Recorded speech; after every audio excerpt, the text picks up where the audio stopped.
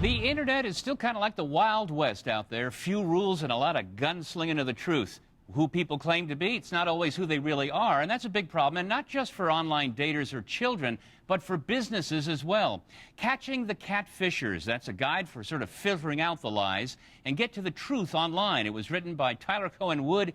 She is a cyber branch chief for the Defense Intelligence Agency. That's a part of the Department of Defense. Well, this is particularly insidious for businesses because they have a great vulnerability with intellectual property. Absolutely. And this book is important for the business sect too, because no longer is there a separation between personal and business. We no longer just go and sit in our office and do our work and we're protected by our corporate network. We're always on the go doing our business, and we're using our personal devices. We're using our tablets and our smartphones.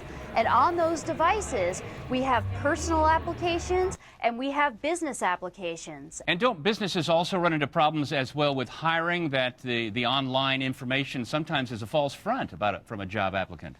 Absolutely. It is very important to read the person's social media because you can get a good sense of their personality type, if they're going to be a good fit for your company. And there's also ways that you can look to see if someone is going to potentially be an insider threat.